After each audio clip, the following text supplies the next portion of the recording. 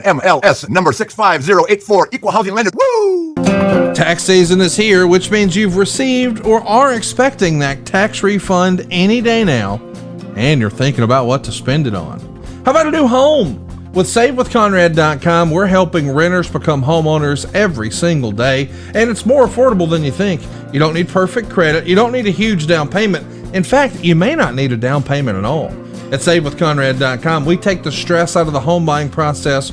We'll determine your buying power. We'll even help you find a realtor. And unlike the banks, we don't say no. We say not yet, but here's how.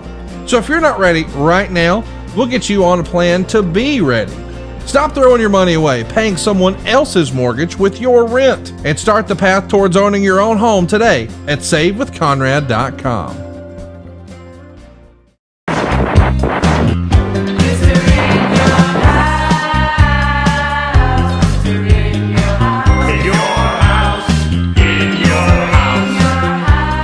Conrad Thompson, and you're listening to Foley Is Pod, and of course we couldn't do it without the hardcore legend himself, the Hall of Famer, Mrs. Foley's baby boy, and boy is he enjoying the gift that keeps on giving. Oh, the Saint Nickerdoodle from North Pole. This is actually made in North Pole, Alaska.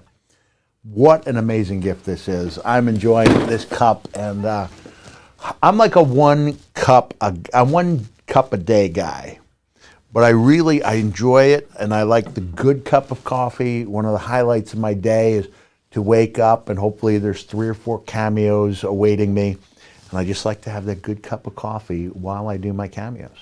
I love it. Well, I'm glad you're enjoying that coffee, and I enjoyed our conversation last week about a heel dude love. Yeah. And, of course, now the Huntsville Comic Con is in the rear view, and you're going to be in Texas this weekend, right? I sure will. McAllen, Texas, and I've always loved McAllen. I say always. I think I've been there 4 times. I've done my show, my one-man show there twice, and I've done it was like a festival. I don't think it was a comic. It was an outdoor festival. And now I'm going to do the Comic-Con. You know, Michael Cole, I believe he's still married to a woman, Latina. Okay. And he told me, he said, forgive me if I don't have the terminology correct, Latin people love, that wasn't the word he used, Hispanic people love Mick Foley. And I was like, why? Because I don't know. They just do. You know, wow. I'm like, yeah. So. Well, Grillo likes you. Yeah, thank you, Grillo. Why? And I'm from that area of Texas. McAllen was 30 minutes away from where I lived, so. So, Grillo, why is Mrs. Foley's baby boy over with the Latinos? We just connect with you. It's like, it's us in there fighting, beating the man, winning on top. Yeah. Because he was an underdog? Yeah. Because he wore a mask? He wore a mask. He's an underdog. You want to hear something? Now, this is something, and I probably shouldn't even approach it because I'm going to say, I hope this doesn't sound. Yeah. But this is I won't even name names, but a very respected 3rd generation wrestler saw me wrestling at the Memphis TV studio at a time when people were the company was a little down on me. I didn't look as good as I looked in my photos, because I had the foresight to actually spend $100 on a professional photographer with the lighting, the baby oil, brought the curl bar, you know. So there's that photo out there where if you didn't know better, you'd think Mrs. Foley's baby boy was jacked, right? And then I showed up, and you can ask Jeff about this. I think there was a conversation going on when I was in the ring whether I was even the same guy in the photos. Wow. So I was struggling a little bit, and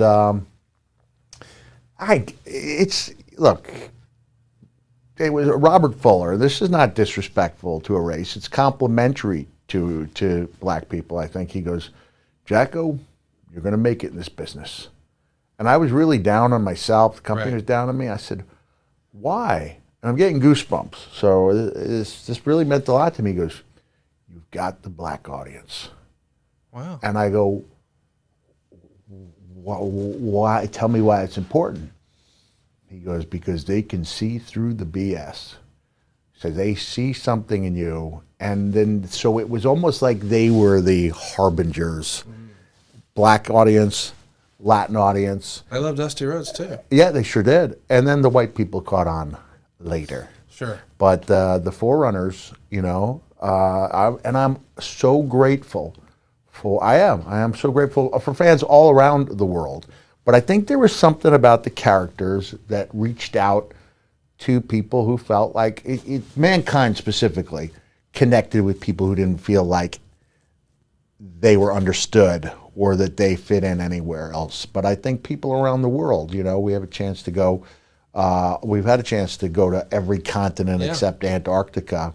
And I've always felt that kinship with people, and I'm always grateful for it. So if I offended anybody in any way, I apologize, but that's not my intention. Oh, no, I don't think it is. No. But that really meant a lot to me. And the Hispanic fans have been on board. I love going there. That was the first time I had homemade tamales, and now it's become one of my favorite foods. Yeah, I love it. I love the culture. I love how friendly the fans are. And I look forward to opportunities to be in those situations. So come make this weekend, and don't forget, this Sunday night on A&E, it's finally here, the project you've been working on for over a year. Yeah, so some of our listeners may have already seen the show, right? So we are debuting on Friday, our show. Yes. Right? So the Most Wanted Treasures debuts on Sunday. So for some of you, you may have seen it. I don't know which episode we're leading off with. I think they're all good. And I really hope it's something that our wrestling fans will gravitate towards. And it's also one of those shows that has potential to reach non-wrestling fans. So it's essentially American Pickers meets WWE, and that's a winning combination. This Sunday night on A&E, don't miss it. We can finally talk about it. The show you've been working on for a long, long time. And, of course, we're talking today about something that I've wanted to talk about for quite a while. We know eventually we're going to talk about the time you won the WWE Championship the very first time. Tonight, we're talking about when you won the TNA title. Did you hear that? That's all the radio dials switching. Let's talk about that, because you joked about this before. Why do you think that is? Like, when you were in WCW, when you first got there, more people were watching TNA than were watching WCW then. And as a matter of fact, more people are watching TNA then than are watching AEW now. Isn't that crazy? And as a matter of fact, some of these shows are as watched as SmackDown now. Wow. So it was a sizable audience. Yeah. But you and I talked about off air that it's not revered the same way. Why do you think that is?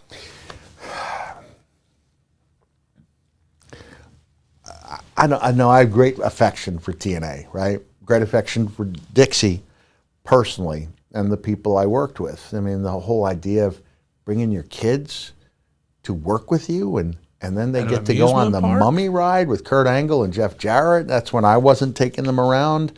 I mean, this is me and Jay Lethal and Austin Creed and Trina Michaels going off to do rides, Like, this is great stuff. Jeremy Borash became a really good friend of mine there, and I got some great memories. But it just wasn't beloved the way that AEW is. Part of it, I think, is that you're in that vacuum of the theme park where you're getting either diehard fans who've seen and done everything, seen it all. They're seeing this stuff every couple of weeks, and there was great wrestling there. There was. Not all the time, and sometimes storylines were overdone or were done too often and weren't played out enough. But as far as the wrestling product, my goodness, they delivered, almost on a weekly basis.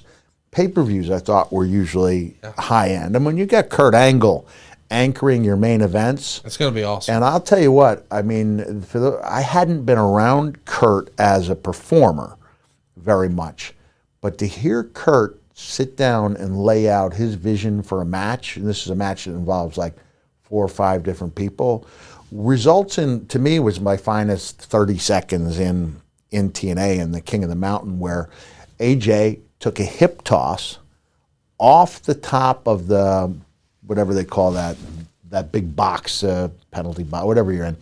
It's about a 10-foot hip toss. And then after I hip tossed him, I was able to drop one of the best elbows of my career, if not on AJ, then on Kurt. So there were some moments, even that I had some really good moments there. I just don't think they were beloved. I think for a lot of WWE, I think one of the differences is AEW has captured casual fans who love the product enough to go out and support it on pay-per-view and in live arenas. We didn't get there with AEW, despite having more household names on our roster than WWE had at the time. I may have already talked about this conversation I had with Mr. McMahon. It was the first time I talked to him since I had left a year and a half earlier. He was letting me know that Luna had passed away, and he said, I know you don't like me, but I know you love this company.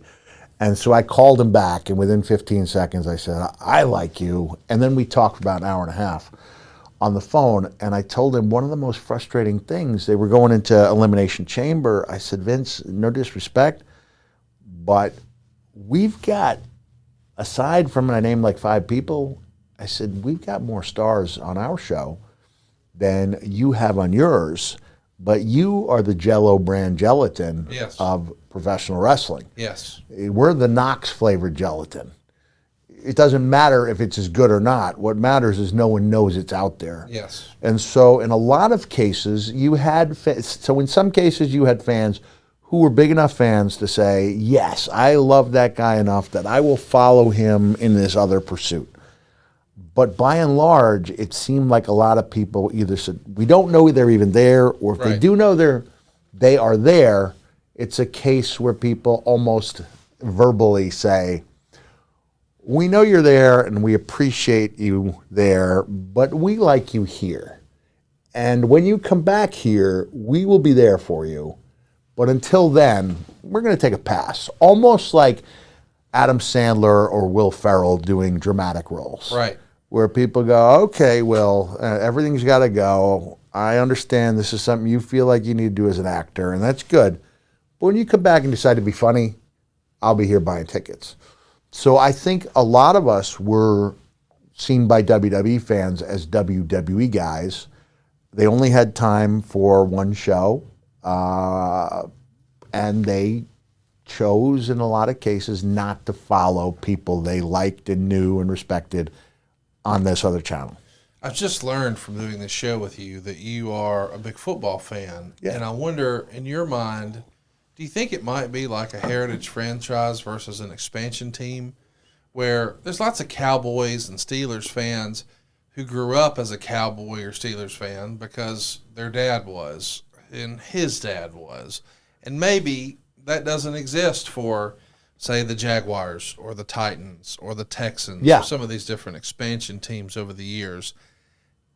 And I can't really draw another sports analogy, but I think that might be it, where there's just not, boy, I remember when my dad took me to see WrestleMania when I was 6. It becomes a family tradition that's sort of passed along. It even was at the point where when I got introduced to the fans at an Orlando Magic game, when I was part of TNA, that I was introduced as WWE star Mankind. Yes.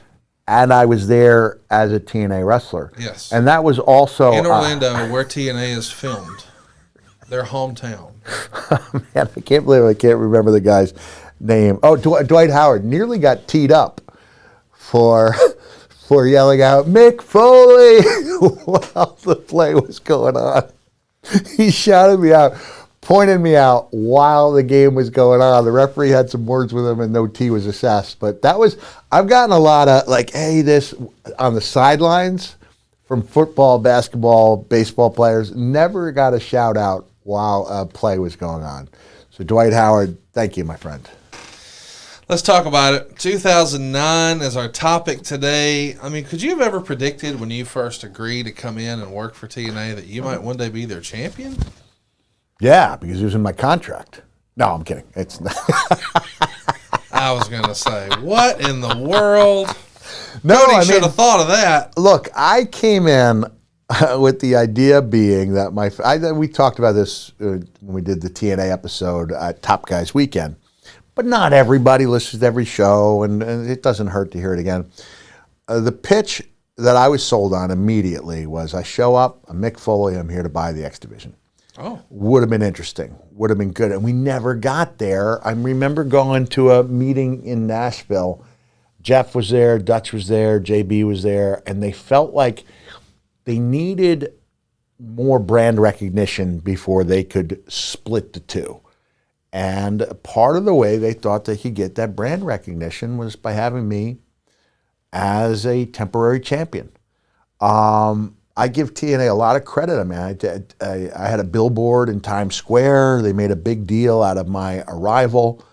I mean, I felt I had a good first year there in TNA, and then everything else, wasn't up to par. But that first year, I thought I had things going pretty well, and I think it maximized itself, if that's even a word, during that run with Sting. So I'm curious, because we know that you write a book about this, and how does that idea come to be, where you're gonna, because usually when your previous books haven't really been done this way. Right. This is the first time Hardcore Diaries was following a journey, 6-week journey. And I thought, man, I enjoyed that. I enjoyed writing every night about what happened and seeing which way it goes. And I also enjoyed trying to bring fans into the moment, which you really do not have a chance to do. Like when Harley Race is a 60,000-word autobiography, you can only touch on things. Yes. You don't bring fans into the moment. I'll tell you, I mean, one of the things I loved about Moxley's book is that he will take you inside the dressing room the first time he's going to do a house show with Triple H. Yes. And he makes that feel like the most important match of his career. He brings you into that moment. So the books that bring you into the moment are the books that I really like to read, and so I thought I would do that. I don't know how this is going to end. I'm scared to death. I really am. I've got no self-confidence at this point. My back is a big issue. My stamina, which is largely because of my back, and it's really hard for me to condition myself because the last 3 times I've tried to get in shape, I've injured my back badly and ended up in worse shape than I would have been if I hadn't trained at all. So I've got a lot of things going through my head. I'm not sure that I can pull this off. And as a reviewer said in a largely positive book review, they said, unfortunately, Mr. Foley spends a great deal of his time trying to convince us he's as excited about this match as he was to meet singer Tori Amos. So when I proposed the book, I went in with one chapter to the publisher, and then told him that I would not publish it unless she saw the chapter and liked it. She meaning Tori Amos. And he said, so you're proposing a book with one chapter that you won't include unless she likes it. And I was like, yeah, that'd be kind of self-defeating, wouldn't it? And they signed me to the deal anyway, but now I have to write about the events that are transpiring. All things considered, I thought it was a good book. I did. I enjoyed the book. I thought it was enjoyable. JR put it over by saying he wondered what else I had left to write about. But as we see on a weekly basis, you explore the nooks and crannies of the angles and matches. There's a lot of stuff that we can cover. And I enjoyed taking people on that ride. I enjoyed sitting down and writing about it. There was frustration from time to time, and that's out there. But I think that's the way I enjoyed it. I enjoyed it, and I think the people that wrote it enjoyed it. What did Dixie? People that read it, both of them. I love you for that. Is that your worst-selling book? Oh, besides the Santa book. But I knew going in that the Santa book wasn't going to sell, but I wanted to write it anyway. And then I've got the family memoir that sold 0 copies, and that's probably my favorite book of all. And WWE even helped promote this book, my goodness, yeah. Which was a big surprise. Have we talked about that before? You mentioned it before, but it's worth retelling. I think it's worth retelling that I get a call. This is a perfect place to talk about. We were laughing ahead of time because last week when I was talking about the great service that you did for me and my family by getting them the Shinedown tickets. Yeah, yeah. I said, was this your buddy? And you said, did he have a 310 or 323? Yeah. And EB, Eric Bischoff, had told you that even if people don't live in Hollywood, they try to get a number. Keep that number. Keep that number. So I laughed and said, kind of like when a 203 area code pops up, and even people who claim to hate WWE perk up and, ooh, let me see what this is. Like, you can't help it. It's in our DNA at this point. So when I got the 203, whoa, and it's Kevin Dunn. And he goes, Mick, we know you have a book coming out, and we'd like to know how you'd feel about us mentioning it on Raw. I'm good with that. And he goes, and also, how would you feel about doing an interview with Joey Styles? For the website. For the website. Okay, so Joey calls me the next day, and he's like, is this really happening? Like, they told me, yeah, we're going to interview Mick Foley. We're going to interview a guy from another company who's writing a book about the other company that's not always flattering towards our company. And I said, yeah, let's do it. And poor Dixie. You know, I even wrote about it, and I said that what seemed like a casual lunch, with an old friend probably seemed like a scorching affair with a former lover. But we did talk about it because this was during the Hall of Fame thing. Yes. When I said I was in a condo at that time. We lived in Florida for a year, and you could rent out their little movie room as long as you signed up for it. And I was sitting right there, and I hear Michael Cole say, our good friend Mick Foley has a great new book out. We strongly encourage you. And that's when I got the feeling, if I'm ever asked to be in the Hall of Fame, I will say yes, no matter what. I won't place any conditions on it. So that was what a big deal it was for me to have that book promoted on WWE. What did Dixie think about you writing the book? Was she for it? Did she think it could Yeah, bring new she fans was along? for it. She thought it would be, it was a first and I believe only TNA book. Yeah. So, yeah, she was for it. I mean, they had a whole bunch of... First of all, they messed up big time by the publisher by waiting... They waited more than a full year. The publisher thought that our Bound for Glory was like WrestleMania. I see. And so they waited not a year after the fact, but like an additional 4 months. And to me, timing is everything. You come out with a book on the anniversary, that's a much bigger deal than coming out 16 months later. Yes. And by that point, it was kind of forgotten. And the best promotion I got outside of WWE was Nature Boy Ric Flair dropping an elbow on it, tearing it up and throwing it into the crowd. I was so happy to see him do that. And it was a heck of an elbow, too. Nobody drops an elbow on a book like Ric Flair. You need a jacket that has been acting up. You need to show that jacket who's boss. Gotta drop an Flair's elbow. the guy. So the build towards your run with the title begins at Destination X when Sting is taking on Kurt Angle for the TNA title, and Jeff Jarrett and yourself are there as referee and enforcer. And you wrote in your book you were legitimately scared of Kurt. Why was that?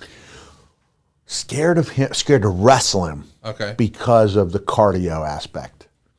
I was having a lot of trouble just, more than 1 or 2 minutes, and I was really gasping for air. Again, I don't want to overdo the back injury, but the back injury I had in 2006 was really terrible. It was really serious. And anytime I pushed too hard, especially with weights. Now, what I didn't know, Conrad, is that over the course of time, I had something known as acquired scoliosis. Oh, wow. So and that was what accounted for the loss of almost 3 inches of height. When I saw this, when I went for my WWE physical and I saw how badly curved my spine was, I said to the doctor, I said, would that account for those 3 inches of height? He goes, yeah, absolutely. So when I got home, I was so down. I knew that my hips and knees, all those things were going to pay a price. I didn't know my spine would be curved. Right. And so your body does whatever it needs to do to keep your eyes straight. Yes. They will your body somehow makes adjustments on its own. In this case, it meant over time curving my spine, because if I'd been leaning a certain way and my eyes weren't adjusted, then you're looking at the world through crooked eyes. So what this means as far as the training goes, especially if you're working like on a leg press machine and your spine is crooked, you're putting more pressure on one of the pads than the other. And when you're exerting, and I was exerting, especially when I was doing the Al Snow 100 rep training, where you can power through, but it's just a matter of will, because your quads start having some trouble at 40 or 50, but it's light enough that you can get to 100 if you have the willpower. And when I got off of that machine, I actually had some machines in my house from when my wife and I had a gym in the Florida Panhandle. It felt like somebody had opened up like a part of my buttocks and was pouring a tea kettle of hot water. It was one of the most painful, ridiculously painful things I've ever been through. I felt so bad for my daughter, Noelle, because she thought her dad was some kind of tough guy. And then she sees me like, I have to be loaded into, we had an SUV at the time, and I'm huddled in the fetal position in the back of the truck. When I got there, the guy says, they give me a prescription for Tylenol. And they think I'm there to get drugs, right? And I remember saying to the guy, he goes, well, okay, what's your pain on a scale of 1 to 10? I said, 10. He looks at me, he goes, 10? I said, 10. And I could see the skepticism in his eyes. I said, let me put it this way.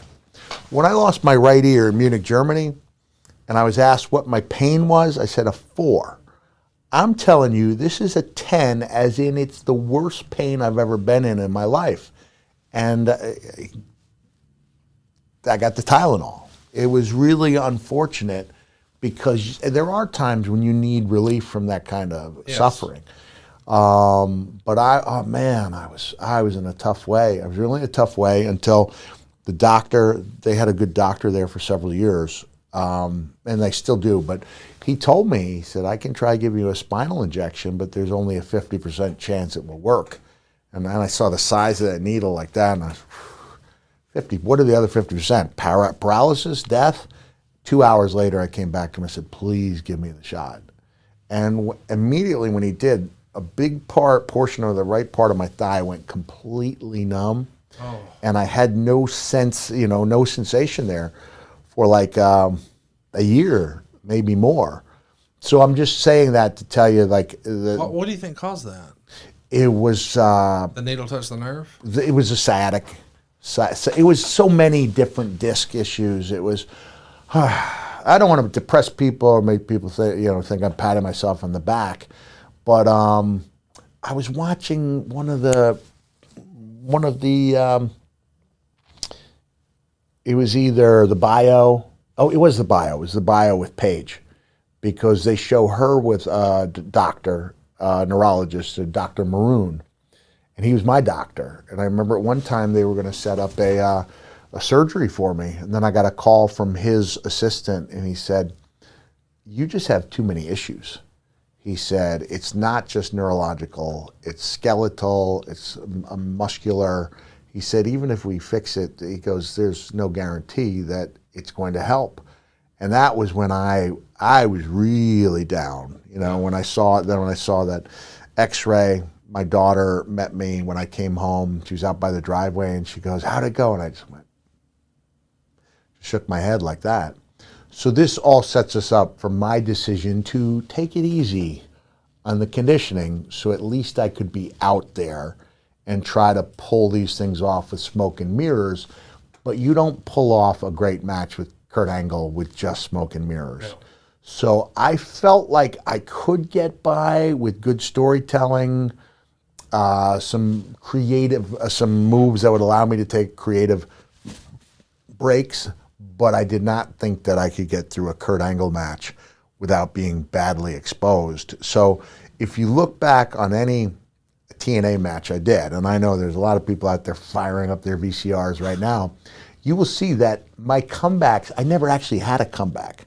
My comeback was almost always someone misses a move, double arm DDT, double down, here comes a sock. I just didn't have the energy or the endurance to do a comeback. A fiery babyface. Right, a fiery babyface comeback. So, and it's really hard to take a match from being 2.5 stars and make it 3.5 unless you can fire up in me, but I was doing the best that I could. So in one case, I left for the gym, and I was back like 45 minutes later, and my daughter goes, did you forget something? And I didn't have the heart to tell her that not only had I finished my workout, but I'd also gone to the bank, and I was already back. So, I mean, I was hovering around a little over 290. I'd lost some weight, but I was as nervous for that match with Sting, and almost equally nervous for the match that set up the angle with Sting, as I would have been for my biggest matches in WWE. Man, my phone has been abuzz all week. Hey, man, can you help me get tickets? Dude, you don't need to ask me. You need the Game Time app. You see, buying tickets to your favorite events shouldn't be stressful. Game Time is the app that makes it fast and easy to buy tickets for all the sports, music, comedy, and theater near you. And what I love best about Game Time is that they show you images of seat views. Really think about that. We've all bought tickets before and then had to hope that we were going to like our seats, but we kind of don't know until we get there.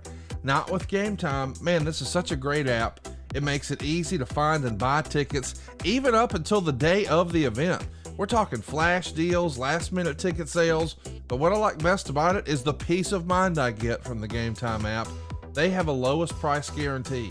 They've got event cancellation protection. Man, they've even got job loss protection.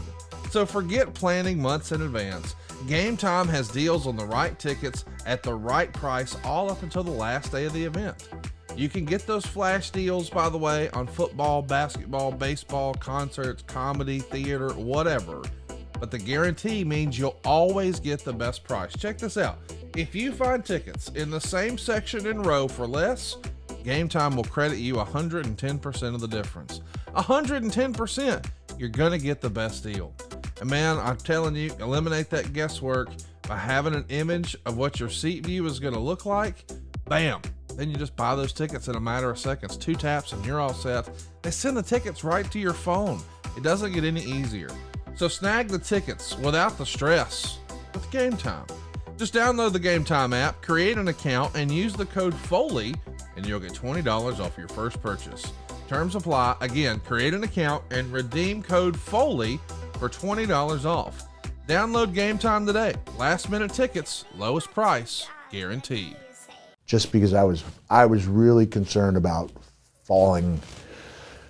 stumbling, and not literally stumbling. I was really nervous about stinking the place up and exposing. I no longer believed that my strengths could make up for my weaknesses. Is that the first time since you became a quote unquote made guy you had, like a crisis of confidence? Yeah, it really was. Yeah.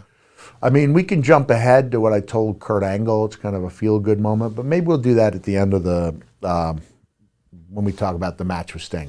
Well, let's talk about this match here, Destination X. Sting taking on Kurt Angle, you and Jeff Jarrett, referee and enforcer. There's a ref bump in the match, which always seems like it's going to happen in a TNA main event or title match. And you slide in the check on Jeff. Sting is locking in the Scorpion Deathlock on Kurt. Kurt's tapping, but you're not paying attention to it. Angle comes up, hits the angle slam on Sting, but only gets a 2 count from you. Kurt low blows you and grabs a chair, but you take it from him and go to hit him with it, but he ducks, and of course, darn it, you hit Sting. You get hit with the angle slam. Sting eventually hits a Scorpion Death Drop on Kurt, and Jeff counts the pin, so Sting gets the win. And when this is over, at this point, did you feel like you were ready for what was to come, or No. are you dealing with all of this at the exact same time? I'm hoping for the best. Yes. And I don't want to just phone things in. I want it to be good, and I just don't know if I have it in me to be good.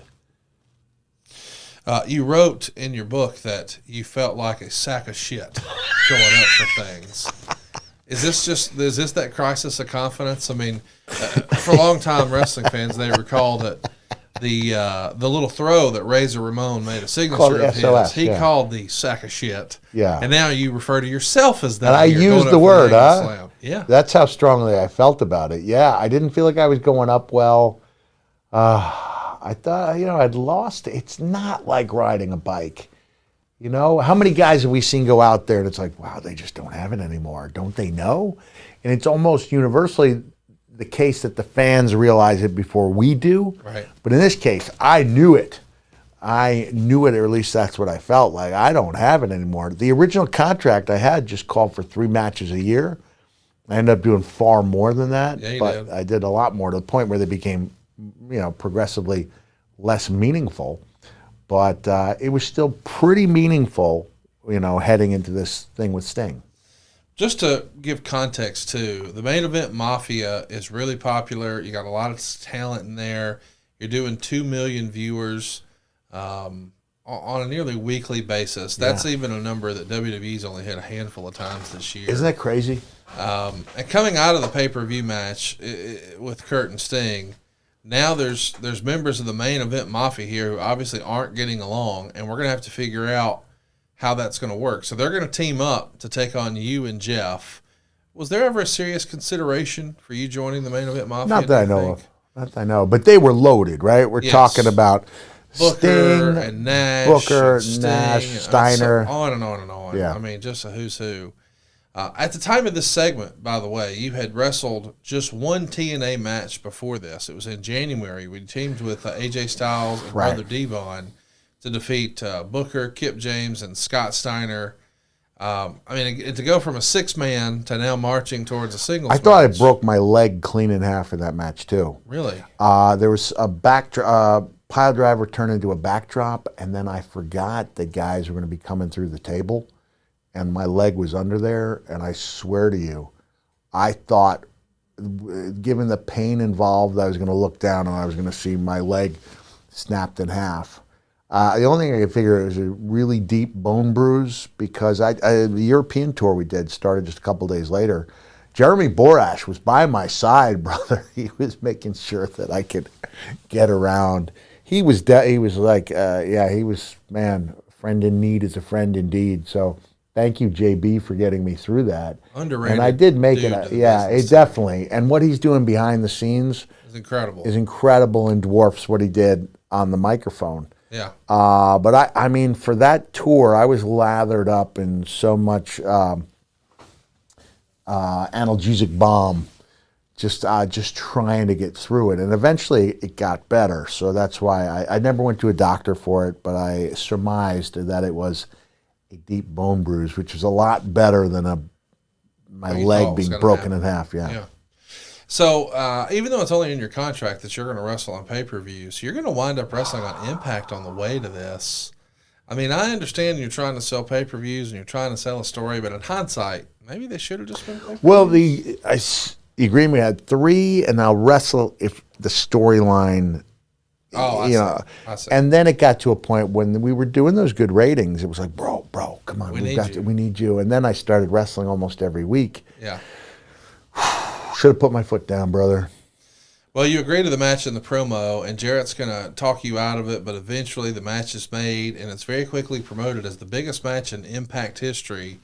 In hindsight, that does feel like something we could have done at a pay-per-view, but somehow in the match you even get to out-wrestle Kurt, but eventually Angle security members get involved. Kurt hits you with the Angle Slam on the concrete, and you wrote in your book that you were having issues swallowing after this. Yeah. Is this anxiety, or did you really jack yourself up here? I was so nervous, and maybe it was a condition. I was getting the dry mouth so bad. I mean, I think in that same book, Countdown to Lockdown, I actually said, like, feels like I think I quoted a Tori Amos song, got a bowling ball in my stomach, got a desert in my mouth.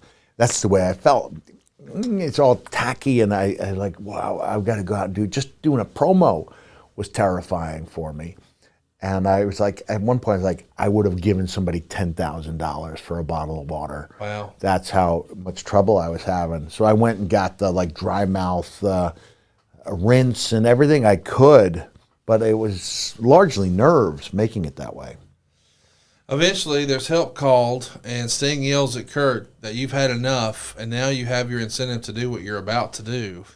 And you finally recover enough to grab a chair, roll inside the ring, and instead of hitting Kurt, who rolled to the outside, you hit Sting with it and cover him for the victory. I'll let you know when I've had enough. That was the basis of it, right? Like, who are you to tell me when I've had enough? And this goes to what we were talking about last week, where a heel has to believe he's justified. I've just turned a treacherous way. It was good TV. I do believe, now, the powers that be at TNA said this was not the case. It did seem to me that the match was cut short because they were long on time. So that the sell I was doing was not nearly as effective as it could have been, because despite all my limitations, I was pretty good at selling. This is like the selling where you're falling and you're like holding on to your opponent's waist. You're like at your weakest because you literally need him to stand up. And I felt like a couple minutes had been edited, a couple minutes that we really needed. But jumping forward to the rationale behind turning, it was like I'd convinced myself in my head that this really hurt. This is real. This is Sting telling me, Mick Foley, when I've had enough. Unless I'm completely off. That was the basis of the interview afterwards, right? Yeah, and before we talk about that, I want to mention that the write-up in the Torch was not favorable. Wow. Foley's still really crippled looking as he moves around the ring. True. Did you, you've told us before that you had a suspicion that perhaps Vince didn't want to do certain things with you because, and you even maybe were conscious of it because you could tell you were in pain. Right. You weren't comfortable. Did you ever have a conversation like that at all with Impact? No. I was having a lot of trouble getting around. I remember when I did a tag team, I think with Abyss against Raven and Stevie Richards, I dropped the elbow through a table, and it hurt for weeks. Like, that was something I usually, I'm sore the next day, 2 days later, ready to drop another one. And I did not realize, I guess I should have, because when I did we did a reality show called Wrestling My Family, Not Fighting My Family. And it was approved it went to script, we did a pilot, and they ixnayed it, largely because they said there wasn't enough conflict in the family. And I said, you told, when you asked me if I'd be interested, I said, well, there's, we don't yell at each other. Well, that's passé. But I think when push came to shove, they were like, well, that's what's worked for every other reality show. At that point, the only reality shows you had to base it on were the Osbournes, Hogan Knows Best, and Anna Nicole Smith. That was basically it, and you needed some conflict in the family. But anyway, during the course of that filming, we went to an orthopedic surgeon, and he showed me my x-rays. And this is where I get to say those cool names, actually the least cool, the pubis and ischium bones had just kind of been ground down and were just kind of floating freely. So there was the danger that one of those chips could get in I don't want to, there was a danger to it that could have led to some type of paralysis. Wow. So I was really worried. I knew I was walking poorly. Now you have to remember, I'm curved. Yes. So I'm walking on a slant. So all those things he said. With the old hip. Right. All those things he said about me looking crippled. Now, if he criticizes the post-match promo, I would have an issue with that because I thought the promo itself and the setup for the angle and the promo that followed were good. And I thought the promos that led up to the match with Sting were strong as well. Sting challenges you afterwards for a match, and you're in the back with Borash, and you go on this tirade about Sting inspiring you to hit him with the chair when Sting whispered to Kurt you'd had enough, and you ended with this. What you call hell, I call home. He said he was looking for happiness, and he's found it. In a lockdown, he'll tear him apart. Have a nice day, he said, as the show ends. You call hell, I call home. That's Colonel Troutman talking about John Rambo in the First Blood movie. One more thing. What you choose to call hell, he calls home. Thank you.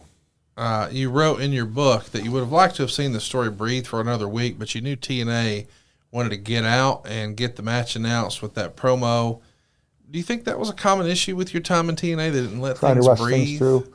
I'll give you a perfect example, and you can ask Jeff on the show. I don't think he was crazy about MMA, Jeff Jarrett. But it was fantastic. I loved MMA. One of the best stuff ever. I loved it. And if you, where Jeff was challenging people, this is akin to Rick Rude kissing women after every match, and then after a year and a half running into Cheryl Roberts. Yes. But we didn't wait a year and a half. We waited 6 weeks. Right. And then Kurt Angle took the challenge. It was like, you breezed. We flew through things. Case in point, I don't know if we'll get to this, post-victory. Am I ruining things by telling people? No. The stuff I did with Jeremy Borash, Vince Russo and JB came back with me in my 2003 minivan to tape some vignettes at my house and around Long Island. This is where I had to pull over about halfway. We pulled over the rest stop. I threw up, which meant I probably had a concussion. Yep. That was kind of par for the course. And also, that would have been my first TNA concussion, but I was basically getting concussed every time I had a big match. Wow. Just because it was taking less and less to hurt me for longer and longer periods of time. So I threw up, then we went home. So Vince Russo and JB slept over, and I was awoken to the sounds of Huey, who in 2000, this is 2009 or 2000? Yep. He would have been 6, saying, "I'm going to hit Jeremy Boratz with a pillow." So he was going to wake up Jeremy Boratz by hitting him in the head with the pillow. I was like, no, Huey, you were not going to hit Jeremy Boratz with a pillow. But from there, we went and we did the vignettes where I got caught going through the metal detector with the title belt well before anyone else had ever done it, where I was the schmarmy, condescending guy. I want to thank you for letting me make your day. Yes. Trying to shortchange the blind massage therapist by giving her a 1 and telling her it was a 20. Ah, come on, Mickey, I know that's a $1 bill. She was my superwoman. Without her, I would not have been in that ring because she worked on me so diligently. Blind, 110 pounds, but it was like having Mr. Miyagi working on me. So it was great. I know I'm jumping ahead. Just want to get me back on track. Yeah, I mean, listen, I want to mention, we're talking about rushing through stuff. Russo is still with TNA at the time. Yeah. He's working as both a writer and a producer. You had made some magic with him on the WWF days. Were you excited to be working with him again? Yeah, I was. I really liked working with Vince. But Vince and I differed because he didn't think the wrestling was as important as I did. I thought it was important that we give people good wrestling.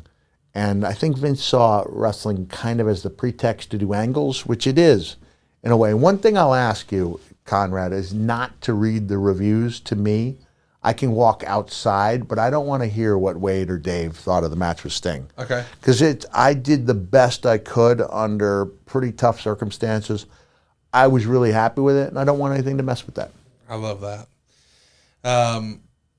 What was your creative process with TNA? I mean, we know you like to be involved and you have ideas, and at times you've even said that, you just got to improv, and then we talked about last week, you remember being given a pretty scripted promo as a heel Dude Love. Yeah. Were there any limitations with TNA? I mean, were you dictated to the way we hear a lot of talent in WWE were, or was it more sort of freestyling? It was a lot of freestyling. Okay. For better or worse. Sometimes you could tell we were joking around and having too much fun. But I liked it. I really enjoyed it. Loved the camaraderie with JB. And I liked the storyline where I am kind of squeezing into Jeff's domain. Essentially, I'm like the cuckoo bird who's kicking another bird out of its nest and taking that nest for myself. So I think we didn't do subtlety well in TNA, but I thought that was pretty subtle. Where I move into his office, yes, and then the next week, Jeff's photos are down, and there's that ludicrous caricature of me and JB as the tweak and tweet connection. I thought it was moving in a good direction, so that ultimately Jeff and I would have faced off had he not run into the Angle Jarrett situation. But that's where we were heading, and I thought it was good. So I thought we were setting the stage for something down the road while also doing a pretty good job. I think even I think the interviews I did leading up to it were well received. Pretty. Sting is trying to be portrayed here as a heel. Most people don't ever think about Sting as being a heel. And I know when he first sort of broke in with Warrior out with Mid-South, he was kind of a heel in those early days. But even though he, I guess, is supposed to be the heel here, it doesn't feel as if he's been I thought he was clearly the babyface here. For you, sure. For me, yeah. But I mean, just the main event Mafia, it's a bunch of heels. Yeah. And then there's Sting, who's maybe surrounded by heels, but maybe not so much of a heel. Yes. Yeah. And he didn't do a lot of talking with the main event Mafia. And Sting was always a lead. He was the one guy who didn't join he was the guy who went, he was the lone wolf guy. Although people probably jump all over me. He did join the NWO at one point, didn't he? Yeah, but they were just the cool faction. He kind of had to, right? There was like a black and white, and then there was the red and black. Yeah. And so when he was Tomato Face Sting, they were the baby faces. Okay, kinda. gotcha. All right. Wade is going to write about an interview that you did here. Here's what he wrote. Lauren interviewed Foley. She said the world is still shocked about his actions towards Sting last week.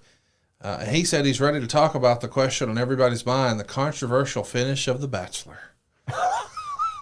He said he didn't really love her ever. Foley said in all seriousness, he's watched a replay and he realized he was wrong.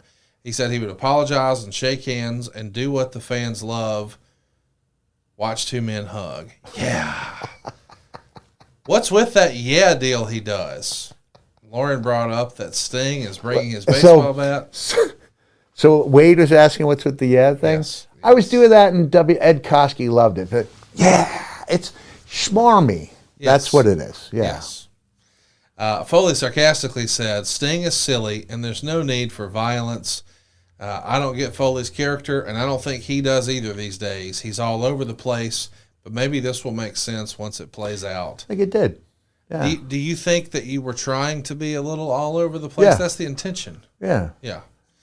So you're sort of obnoxious backstage as you and Sting are set to enter the ring to discuss things. Sting with his world title belt and baseball bat, and you come out acting more like Dude Love. And Wade would say, Foley talked about the stock market, the job market, and the housing market. He said a lot of people could use his help, but he's not one of them. And who in the hell are you to pity me? He said he was happy to just be reliving his past with the hardcore history memories, but now things have changed. He said since that chair made impact with his skull, the tables of time have turned. He said now he can feel it in the air. Quote, no one's talking about that other show in April anymore, Stinger. They're talking about lockdown. They're talking about me versus you, icon versus legend, which is exactly the way it should be. He said when that cage door slams shut, you're not going to be reliving history. They'll be making history. He said he has a couple big dives left. That would sound better if they didn't spend so much time explaining that Foley has trouble standing up out of his chair. Why not try to convince viewers that Foley has a lot more left in him rather than drawing attention to him being a virtual cripple? Good delivery by both Foley and Sting. Wade's really, really harsh here. A little bit. What'd you think of the setup, though, and the in-ring promo, and you sort of... Nobody cares about, without calling it, WrestleMania. I regretted saying that. It's poking the bear, which you don't need to do. But I did think, looking back to where they were and promoting their thing, I mean, they're the Jell-O brand gelatin. But I thought Knox flavored gelatin was making a run there for a few weeks. Yeah. I mean, we know that you held Sting in such high regard. We've spent a lot of time on this program over the last year or so talking about that. Was Sting as excited to work with you as you were with him here, you think? I think he was. You know, what surprised me is that whereas I could recall almost everything I did with Sting in WCW, Sting's been up front about some, substance issues he had. Like, a lot of the memories were gone. Yeah. And that really surprised me, that things that were so vivid to me, even house shows. Like, I remember certain house shows. Every single move. I remember being in Savannah, Georgia, and being hurting and aching and trying to get away with the ha-ha aspects of Falls Count Anywhere. Even like you getting a plunger, like the funny gimmicks. And it was clear to me that people were not buying what I was attempting to sell them. So we called an audible, turned it into a real hard-hitting affair, and I literally crawled down the hallway to my hotel room. Colette was with me. And she was pregnant with Dewey. So there were things I remember real vividly that Sting did not. But it was important to me, to try to live up to that history we had. And especially we're going to be doing it on a pay-per-view where we're following 6 or 7 other cage matches. Right. So you have the 2 least athletic guys trying to do some of the same moves with less authenticity, and less speed, and get you to accept it. It's like the worst possible situation. And compounding that was the little diving deck they were going to make for me, which AEW did just a couple months ago by allowing people perches to dive off of. That was taken out of my toolkit. And we were going to have to try to tell a good story and do it following 6 very similar matches. So this is going to be a daunting task. This will be your longest singles match since SummerSlam 06 and your I Quit match with Ric Flair. Okay. I mean, you had done a 5-way at Vengeance, which we've covered in the archives, but this is a whole different beast here, is it not? Yeah, it is. You're involved with Jeff as co-owner of TNA, but Jarrett is questioning your decisions and regrets bringing you on, and your response is, all we need to worry about is having fun. Fun, fun, fun until Daddy takes the T-Bird away. Are you trying to lean into the madman? I think what I was trying to do was to show that I could, not that I was thinking of being multiple personalities, but I could swing wildly from the gregarious to the sinister. And not even know Jekyll and Hyde. Yeah, and that's That's best evidenced by the promo I did with where Cactus Jack is interviewed by Mick Foley. Right. Which if someone's going to dog that, like if Wade doesn't like it, he's wrong. A lot of things are open Subjective. to interpretation, That's but that was a good promo. So you're going to do a sit-down with Mike Tenay later on to continue the story. We don't talk about Mike Tenay a lot. Because he's not a real professor. Well, Once I found that out, you talk about credibility, gone in an instant. Erased. Don West carried that team, my friend. And Tenay, if he's half the man I think he is, would be willing to admit that. why do you think Tenay... I mean, he's just comfortably outside the wrestling bubble these days. Yeah. I know maybe that had something to do with the way it all ended with Impact, but Tenay's kind of like a beloved. I mean, so many of our listeners grew up with him as the voice of their cruiserweight favorite matches, in WCW, and then all this great stuff in TNA. But it's like he's content to have just put it down and moved away. He made his from mark, wrestling. and he made a lot of good friends. He was really good friends with Bobby Heenan until the end. And this is not, I mean, Bobby, he was very difficult to understand when he was battling cancer. And Mike could have conversations with him. He was the one guy, he could have them on the phone. Wow. So he understood Bobby. Mike was really good at his job, and he was a really good guy, but he was not a legitimate professor. And I could never forgive him. I mean, that might even be a shirt. We need to spread the word. So you wrote in your book that you were upset that Abyss and Matt Morgan's program was being worked into yours, and after discussing with Dewey, you decided to tell Russo it wasn't a good idea. What made you feel so strongly about that? Well, you get the spidey senses. I just felt like we had to be streamlined. It wasn't a knock on Abyss or Matt, but I didn't think it needed to be messed with. I just thought I should be singularly focused on that match. That was just my opinion, and I mean, I'm reiterating probably for too many times that I had to try to play to my strengths and avoid my weaknesses. But my strengths were becoming lesser, my weaknesses were becoming more, and so in my mind, everything had to be as close to perfect as it could possibly be in order for this match to be meaningful. During this talk with Russo, it's decided to just transition to Alex Shelley. Of course, the Motor City Machine Guns have a special place in TNA. They always had great matches, but at different times they had quote-unquote heat for not wanting to get color and other controversial decisions.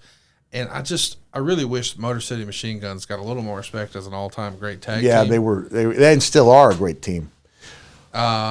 And I love working with them. I love the personalities involved, the generational the smart alecky, generational divide. I really went to bat with those guys. I think that's in there, as Jeff was going to fire them at one time. He didn't think Alex Shelley was selling the bird outfit. But it was a turkey outfit, with the things we do. And I was like, Jeff, it is working. He's not playing to the last row. He's not doing the big gulp of fear expressions, but he's playing to the camera.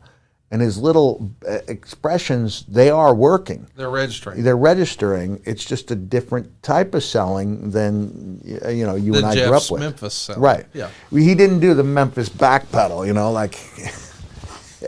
every great heel has had to do the backpedal, right? But not everybody. If the more people who do the backpedal, the less it means to see the backpedal. Like even when Jeff shakes his head no, he tries to shake that hair as much as he can. Yeah. He wants to be very, very visual. This is a little more subtle. Yeah.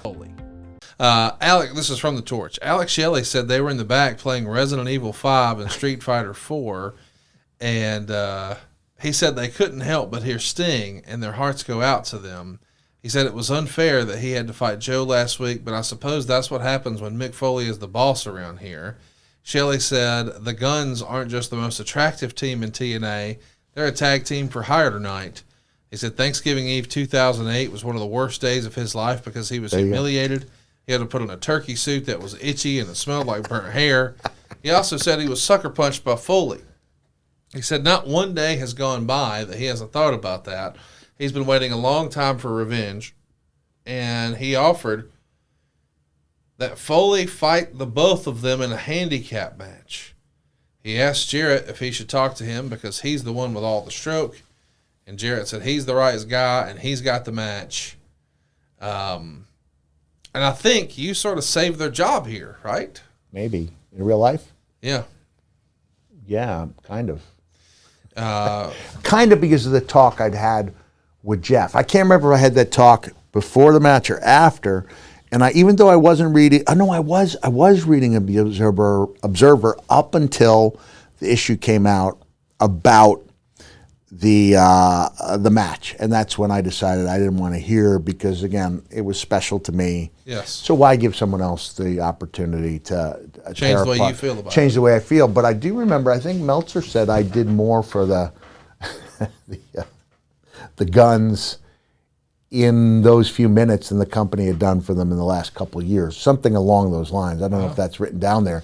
You could say, wait, guys in a handicap match, how does that put the other guys over? But in the story we told, I thought it did. The Torch would write, they went backstage to Jeremy Borash interviewing Foley. He said he doesn't know what to say, so he's going to borrow lyrics from KC and the Sunshine Band. That's the way? Because that's the way. I like it. He said he's looking forward to the match with the Guns because they're sizzling hot these days. But he says he is going to tweak the match a little bit. Foley approaches Jarrett backstage and said he's got one heck of a main event. First He blood? said he wants to tweak it a bit. And he began strumming a guitar and singing tweak it to Michael Jackson's Beat It, Beat It. Tweak it. It was one of the fun things about TNA was that you could take inside jokes like Put them on TV. JB and I'd like to tweak it a little bit.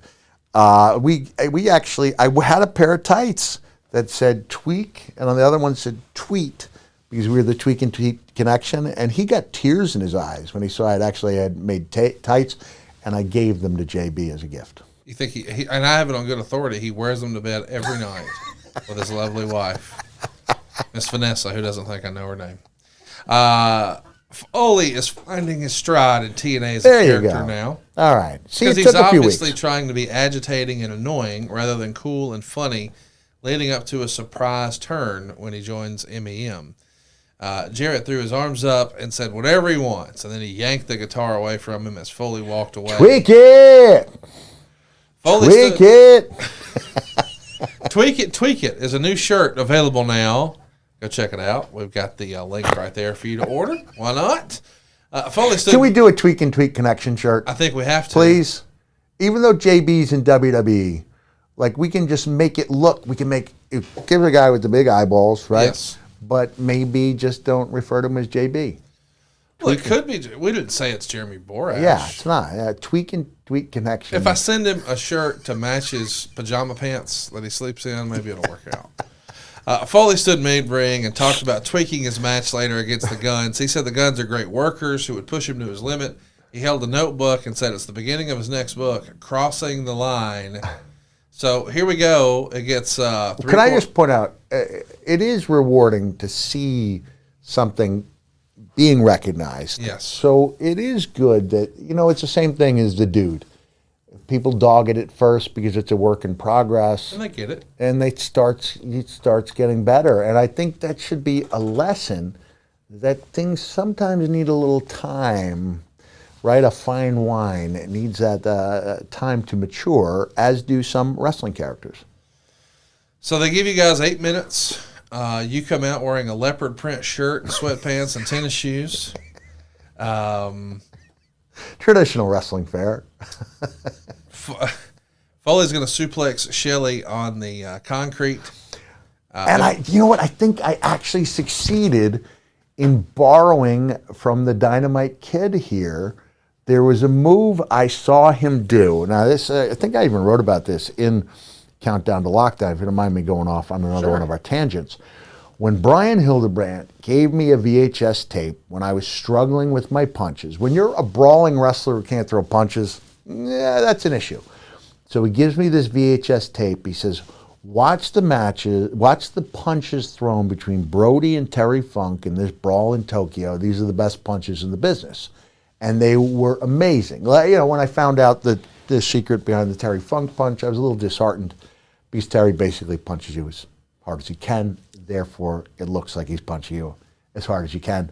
But the other match that really got my attention was Dynamite Kid and Tiger Mask. Oh, my God. And, in the days when you could rewind stuff, I wore that thing out. I mentioned it was like the equivalent, every other young man my age was wearing out their VHS tapes watching the Phoebe Cates topless scene in Fast Times at Ridgemont High. But I was trying to discover the secrets of some of these high spots.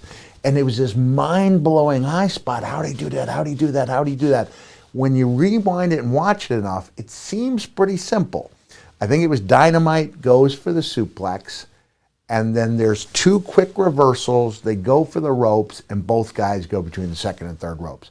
Simple, but the speed with which they did it was just astonishing. And nobody's going to look at my version of it and say it was the superior, but I wanted to do it that night, and I think we did. In 2009. 2009. It's pretty fun to think about how this comes together since you give us the backstory. When Foley went after Shelley at ringside, Sabin leaped off the ring apron and nailed Foley with a drop kick. Foley bumped hard to the floor with a thud. The Guns hit Foley with a double dive through the ropes onto Foley. Shelley and Sabin posed in the ring as they cut to a break. And back from the break, the Guns drop-kicked Foley's head from 2 sides, crushing it between their feet. Ouch. Sting didn't like Sabin imitating his yell mockingly, so Sting yanked him to the floor and gave him a scorpion death drop. Foley then gave Sabin a double-arm DDT, and he pulled out his trademark sock, shoved it into Shelley's mouth. Shelley throws himself to the floor. The ref said he thought he saw blood on the sock and was about to call the match. Foley stopped the ref, who was intimidated and didn't call for the bell. Foley then suplexed Shelley on the concrete. Foley then said, "This is not what I promised. This is not what I'm delivering. I told you I was going to bust somebody wide open." He said he plans to make Shelley suffer. He picked up the barbed wire baseball bat as the crowd chants, "Foley, Foley."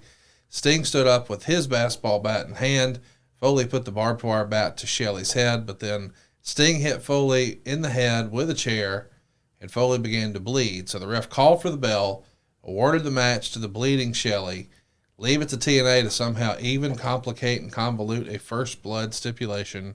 So he's negative over the steps. Yeah, I think that's... But it's story. Story. Yes. And it advances the story. And it's a better story for it. And you're concussed from this drop kick to the floor. Right? I don't know. I was getting so lightheaded after matches that I couldn't even tell you which matches I did not have concussions after. You're to cut a promo on the Go Home Impact to do the final build for you versus Sting, and there's 2 chairs in the ring in the Impact Zone. So we do not have Meltzer saying Foley did more for the Guns in that match. Like, we'd have to try to find that and do that next week. Yeah, well, we can. Because that really meant a lot to me. It was always important to me even though I'm clearly trying to reach a goal for myself, to try to make sure, nobody getting hurt is the worst case scenario for me. I want to put some shine. I want people to see in the guns what I see in them. Yes. And I think that match helped. We'll throw Meltzer's excerpt on the screen here. Okay.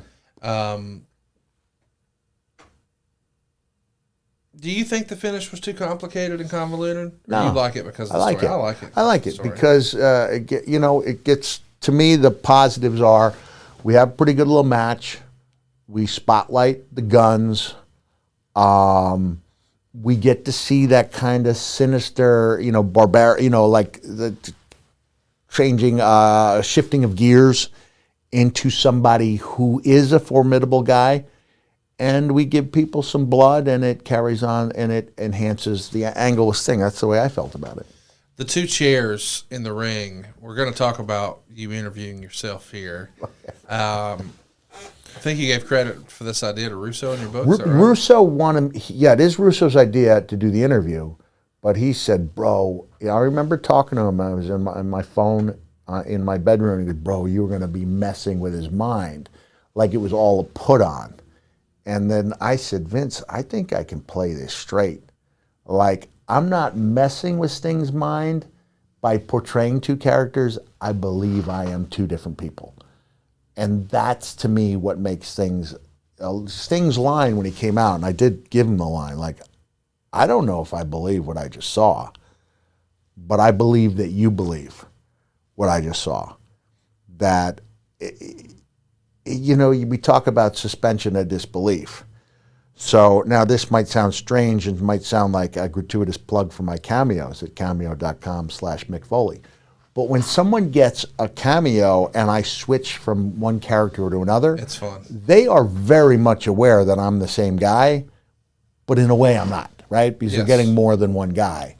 In this case, I wanted people to believe that even though they know I'm the same guy, I wanted people to believe that this guy might believe he's two different people, which is a medical condition and makes, a psychological condition and would make someone extremely dangerous. That's the way I felt about it. Because again, I'm trying to play to my strengths, avoid the weaknesses as best I can. And at this point, I think the best way I can create a compelling figure who carries with him the element of danger is to look like I've lost my mind.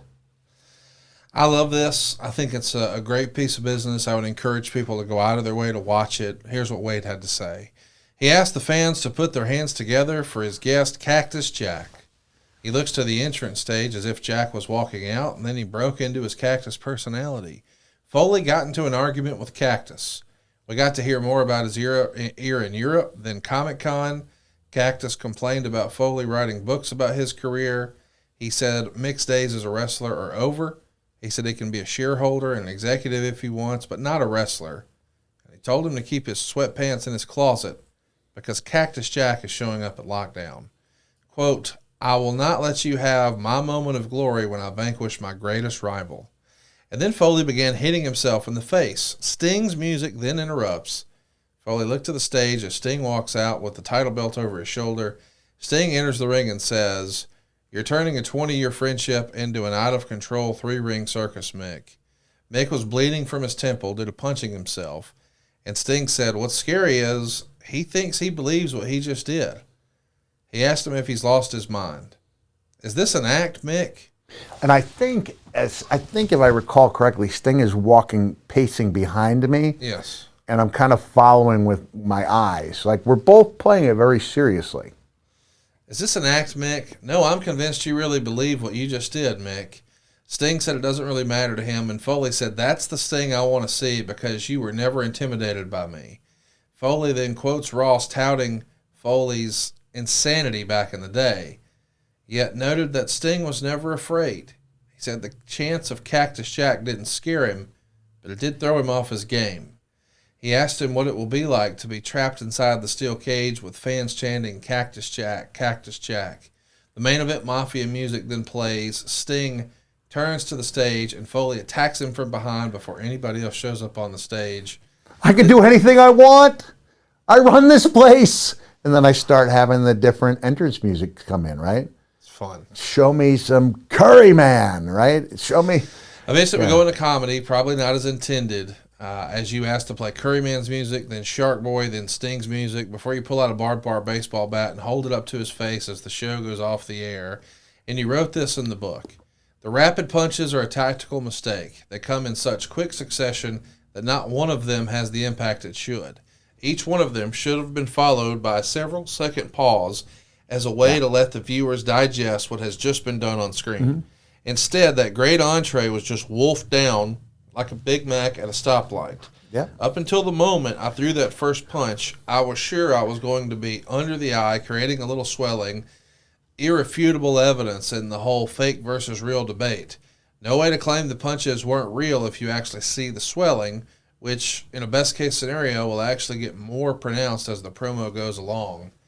Man, the way you break this down with the science of it in the book just tickles me because, I mean, this is the way a chef would talk about preparing a dish, except it's you punching yourself in the face, and we're determining a little too fast. Yeah. Should have slowed down. Should have slowed down. And the simile about the big wolfing down a Big Mac at a stoplight, everybody's done that. If not with a Big Mac, then with something else.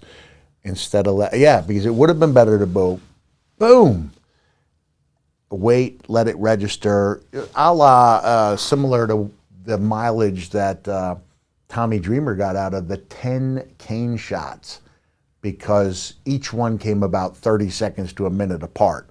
You had a chance to really digest the pain and to put yourself in Tommy's shoes, whereas if we go, pop, pop, pop, pop, pop, pop, pop, 10, done. And I still have a problem in any promotion, including WWE, where they use a kendo stick and use it so rapidly that no one has a chance to digest it.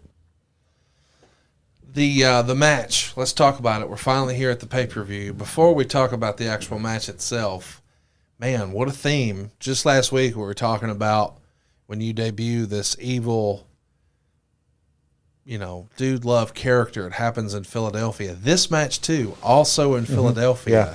Some of your, Philadelphia, is that your city, do you think? And Pittsburgh or Philadelphia, yeah, those were my two best cities. And at this point, I'm not worried. You're a Pennsylvania guy. Broke in Western Pennsylvania. It's funny, I've probably seen more towns in Pennsylvania than almost anybody who lives in Pennsylvania. Just because I broke in Western Pennsylvania, Ohio, West Virginia, Pennsylvania. Those three states I've probably seen more of than even the politicians who crisscross and go to the county fairs. If not more than close, because I've been doing it much longer. You just mentioned when you broke in, and a few moments ago you talked about being inspired by Dynamite Kid and Tiger Mask. And when you were telling that story, it reminded me, I think you and I both recently heard from a friend of ours, Miss Georgia Smith. Yeah. And we probably should mention that we may have, and inadvertently, when we were talking about the British Bulldogs, mentioned that you suffered a broken jaw. And I think it was implied in the video that it was Davey Boy. It was, in fact, Dynamite. I listened to it about 5 times, and you said, we were talking about baby faces coming into the company, and you said Davey Boy Smith, who you had wrestled along with Dynamite Kid in your second match, and you came out of it or that with a broken jaw. So we never identified, and I said, yeah, and then, not broken, but dislocated. And Georgia is, protective of her very father's protective legacy. of her father's legacy. And so I had to explain. I listened a few times. Georgia, I'm sorry if that was what you got from it. I said, that's not what I said, but I could have been clearer in stating that it was not your dad who did it. Your dad never hurt me. No. Never. And even that match, that second match of my career, what I was put through the ringer there. None of that was Davey.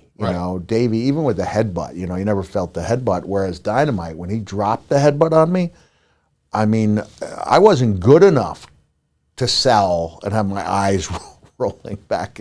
And that hurt for, I'd say, 5-6 months, the tenderness. Wow. Only thing I can compare it to is that I can still point to the exact spot where I hit Sheamus with 17 forearms 7 years ago, and it still hurts.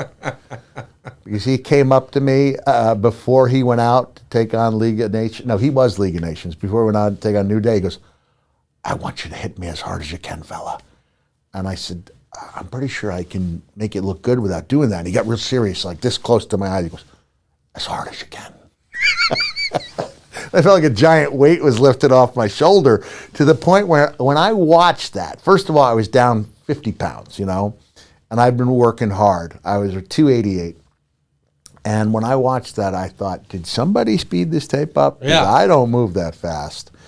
Thank you, Seamus, you hard-headed SOB.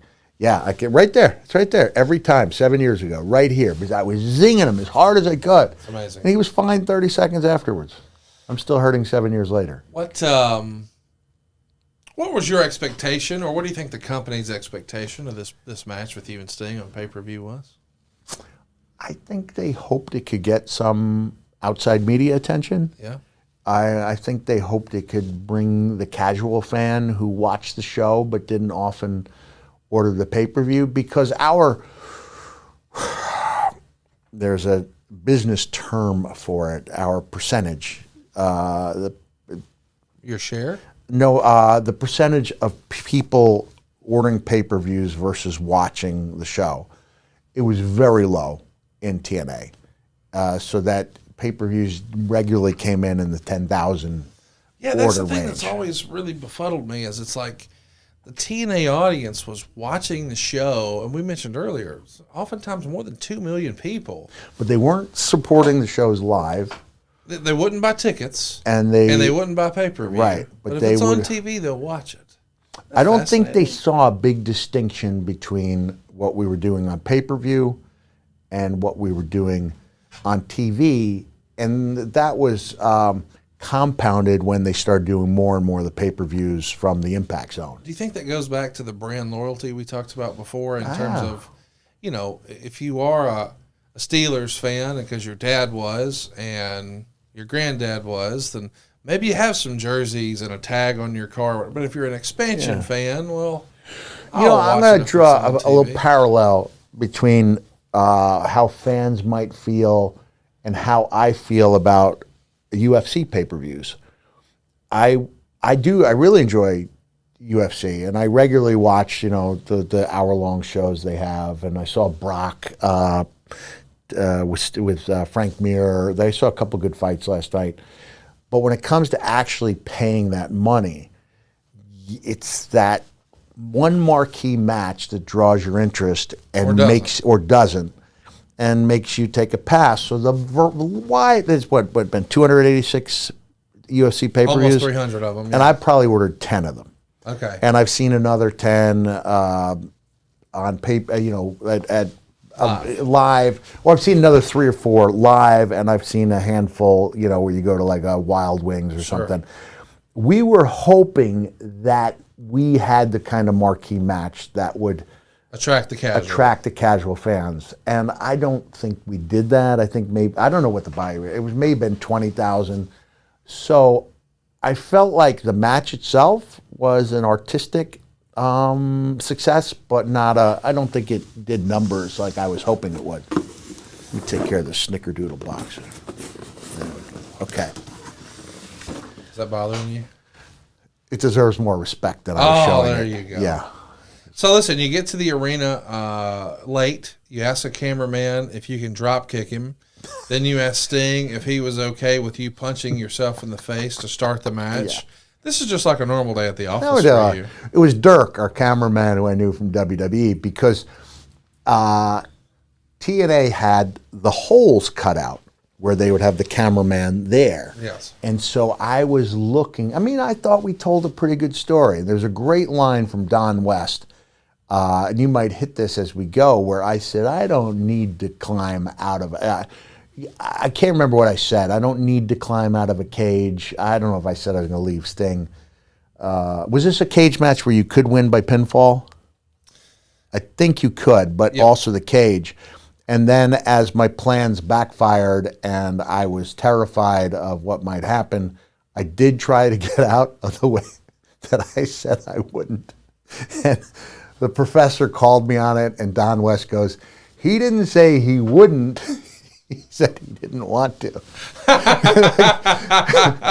And I was pleading with Dirk, give me the... go on, and I'll defend my actions and point out why it was different and why different is good, whether it's good enough to make up for the fact that Sting and I can't physically do the things that we used to be able to do is, right, up for debate, and that's part of the reason I don't want to hear what Wade or Dave said about the match. But from a storytelling perspective, I thought we had some good zingers in there. Sting does a backstage promo ahead of time, putting over the importance of not winning the title for what may happen to TNA if you get it. And it's interesting how much different this is from the first time we saw you guys together 20 years prior. The Torch would say, Borash interviewed Foley. Foley turned around and said, Mick couldn't be there because he was at a corporate shindig. As Cactus Jack, he then cuts a promo. He said he doesn't need a barbed wire bat. He said fans don't need to watch someone climb out of the door, so it'll be locked. And you wrote this. Yeah, I didn't need the barbed wire bat. Yeah. So it's 10 minutes before bell time, and I'm as nervous as hell. I have no idea how long my legs are going to hang in there. The possibility of dry mouth is a legitimate concern. At least I'll be able to punch myself in the face soon. I have that much going for me. Because that would, and I'm not suggesting this for anyone out there, an alternative method would probably be better, but I needed to get myself into a different reality, that I believed I was this guy. And the quickest and most efficient way for me to do that was to take a shot, take a jolt, like Edge hitting me with the garbage can lid at WrestleMania 2006. In this case, I know it goes against my belief that it should be the cage that opens up the cut, even though the cage would open up a much larger cut. But yeah, I did go with the punches in the face because that's freaking weird, right? You're getting ready to go at it with this guy, and he starts hitting himself in the face. Like, I'm just trying to think of things that work that would get me into that character that I needed to be, and also make the fans and my opponents think there's something really off about this guy. Guys, by now you've heard about BlueChew on our program for a long time. Mick and I are big believers in BlueChew, and we want you to try it. Sincerely, this isn't just for guys who have a problem. This is for guys who are trying to leave a lasting impression. For guys who want to enhance their experience. Think about it as PEDs for your PENIS. BlueChew is a unique online service that delivers the same active ingredient as Viagra and Cialis, but in chewable form and at a fraction of the cost. You can take them anytime, y'all, day or night, so plan ahead or be ready whenever an opportunity arises. And the process is simple, guys. It's 3 steps. Number 1, you sign up at BlueChew.com. Number 2, you'll consult with one of their licensed medical providers. And once you're approved, number 3, you'll receive your prescription in just a few days. BlueChew's tablets are made here in the USA. They're prepared to ship directly to your door. And by the way, it's in a discreet package, so don't worry about the mailman knowing your business, okay? The best part, it's all done online. That means you get to skip the awkward conversations. You don't even have to go to the doctor's office. There's no waiting in line at the pharmacy. It doesn't get any easier than this. And I've never recommended BlueChew to someone and they came back and said, oh, it didn't work. Everybody's like, hey man, thanks for the pro tip. So if you could benefit from extra confidence when it's time to perform, chew it and do it, y'all. Let's have some better sex, shall we? And we've got a special deal for our listeners. Try BlueChew free and use our promo code Foley at checkout. Just pay $5 shipping. That's BlueChew.com. The promo code is Foley to receive your first month free. Visit BlueChew.com for more details and important safety information. We thank BlueChew for sponsoring the podcast. After all that build about this isn't Mick Foley, this is Cactus Jack, they still introduce you as Mick Foley. Oh, did they? But here's the thing on that. That almost makes me think, like, I know you could be critical of that and say, oh, they should have introduced me as Cactus Jack. However, it's almost like we're all acknowledging that you're really Mick Foley and you're just in your head creating all of this, right?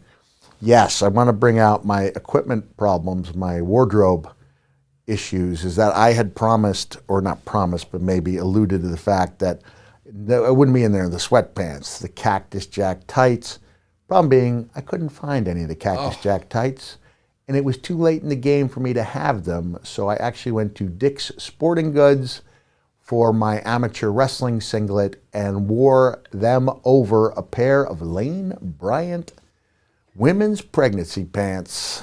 So if All right. The governor of Florida wants to come in and claim that I was dressing in drag. He's got me dead to rights, brother, wearing women's clothing. But it happened in Philadelphia, so you're probably okay. Okay, I'll be all right. So let me ask you this. Are you there in Philadelphia and you say to yourself, Self, I don't have tights. I need tights. They don't sell that sort of thing in Dick's Sporting Goods. I can't just run down to Walmart or Target and get it. I got it. Let's go to Lane Bryant. Because I had leaned on Lane Bryant very heavily in my WCW days. There were a handful of outfits that my wife adapted from plus-size women clothing, and we put some accompaniments on it, accoutrements, whatever the word is, and we made a Cactus Jack character out of it. So you show me... Cactus Jack was based on Lane Bryant. He was wearing women's clothing and proud of it. Yes. Plus-size women's clothing. Do you realize Sometimes. we are going to break the internet with that revelation.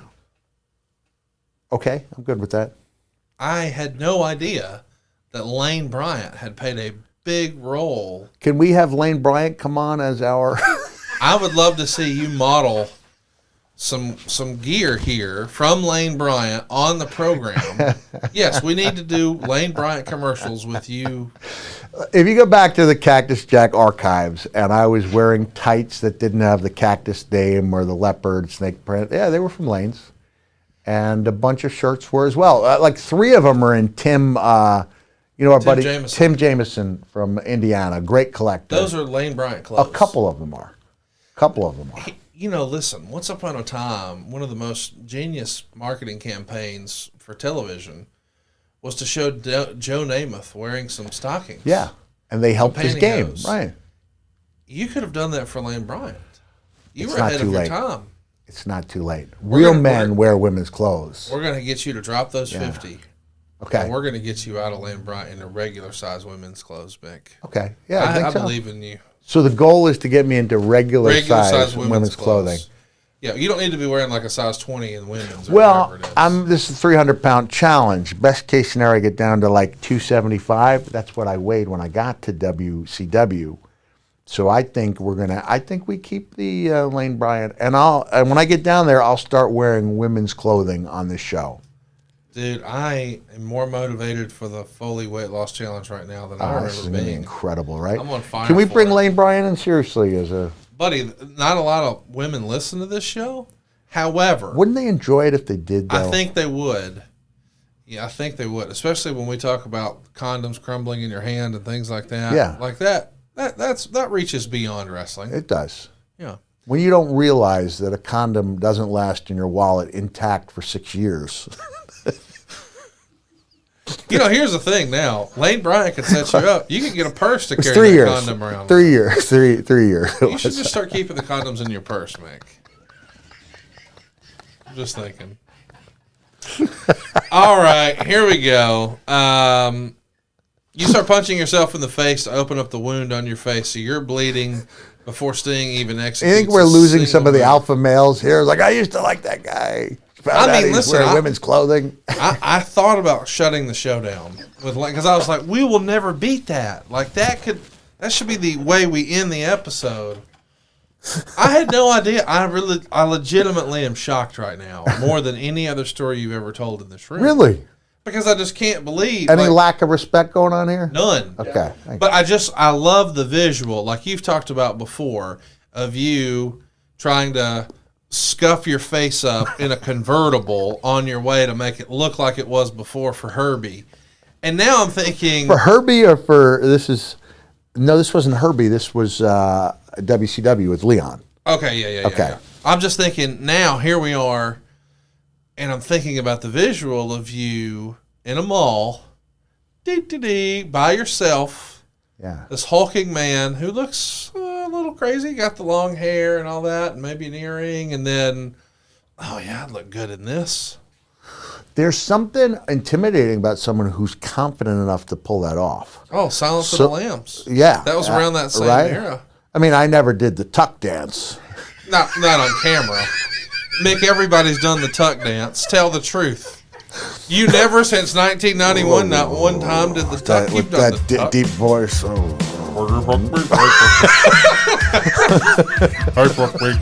on.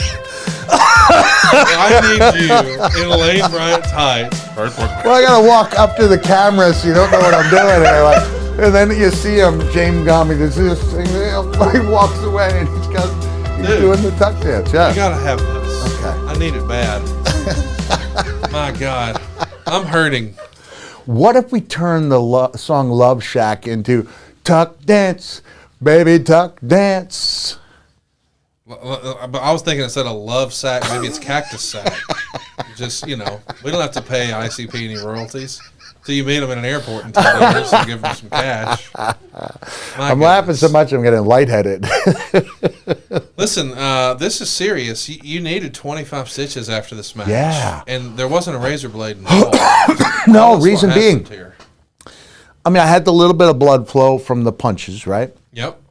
For you guys out there, I know I did it, but don't do it because it's caused some issues with my right eye. If you see me blinking the right eye a lot, it's because I think man is not meant to take that many punches to the eyebrow. So I think I did myself some damage that way. Momentarily lost my focus. Before we talk about the 25 stitches, the stitcheroonies. I want to talk about just like 3 minutes into the match. Yeah. You and Sting are on the top rope or you're getting up there. Sting's going to yank you down to the mat. And a minute later, he throws you off balance and twists your leg around the top turnbuckle. Yeah. And TNA says it's grotesque how contorted your ankle was. Torque. And you wrote in your book that this is a legitimate issue. I couldn't get out of there. You were concerned about your knee, and the guys in the match, Sting and Earl Hebner, they think you're just selling. They thought it was a hell of real. a bump. Real. I couldn't get out. And so when I'm yelling, help me, they think it's part of the show. And I know my ligaments have been stretched and a few of them have been torn. I'd be really terrified to see what MRIs would reveal now because there's so much damage. But man, I really was fearing. I had no idea how I was going to get out of that situation. Really wasn't. You start gingerly trying to climb the ropes, and then you think better of it. And that felt like part of the story. But you're saying, no, maybe you really were going to do something, but you can't. Well, I can't. I'd have to see the bump and try to think of what I was going to try to do. Instead, you give him a DDT. Okay. And then you're demanding that they open the door, which is hilarious, like you talked about earlier. This is when things are not going my way, right? Yes. As we go on. You shove down the ref, and Right. Don West says he's doing it because he can't climb the cage. Okay, there you go. Yeah. Okay. So it would seem like, whether that was supposed to be the storyline or not, I don't know. I'm just telling you. It's working now. It's that the situation I got myself into was 100% real because I wouldn't even know how to do that. And it's such a dangerous thing to do, especially for somebody with a history of knee problems. But it does work for the story. I also want to say that I was like, okay, how can I make myself seem menacing? And that my entire premise for this match, the entire image I had, idea was based around the image of the Wicked Witch of the West. Yes. Saying the words, how about a little fire, Scarecrow?